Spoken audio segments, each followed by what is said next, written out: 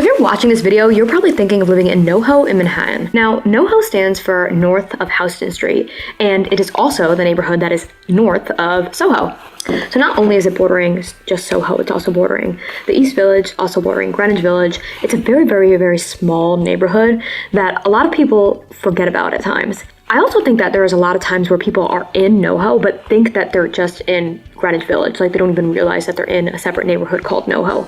So I think that Noho is, although it's so close to Greenwich Village and Soho, it is much quieter than both of those neighborhoods in that little bubble of Noho. So it has the perks of being next to these other neighborhoods that are very lively, but the Noho neighborhood itself is very, I would say, more quiet compared to the others. Randomly, in Noho, there are a ton of fitness centers that have been popping up there over the past couple of years. And I say a ton, which is also really ironic because the neighborhood is just so small, so it's like, how can there be a ton of fitness centers there?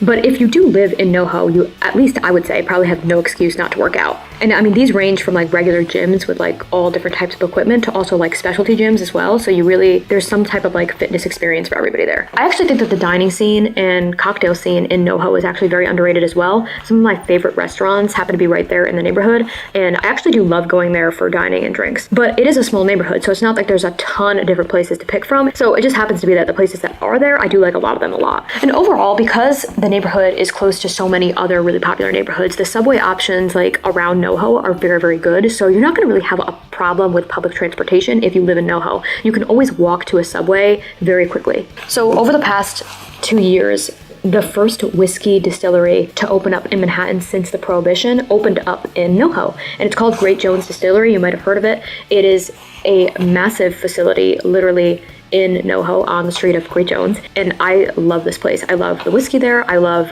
the concept. I love the food there because they also have food as well. And they also have like cocktails that aren't just whiskey too. So if you don't like whiskey, you can also find something else there as well.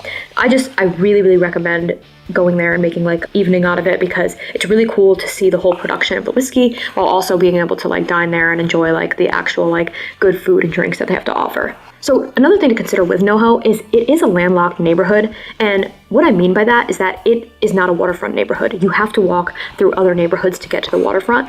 Now, some people don't care about that, but other people, that's like a big deal for them. So I just want you to think about what type of person you are and if that would matter to you or not. As you can tell, I do like Noho, and I do recommend it to people who like to be near the action, but then at the same time kind of like to be on a little bit more quieter blocks than having all of the bars and restaurants right on top of you.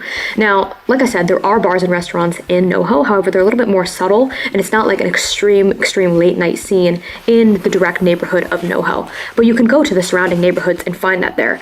And I mean direct neighborhoods as in like walking distance. You can literally walk to late night dining and late night bar scenes.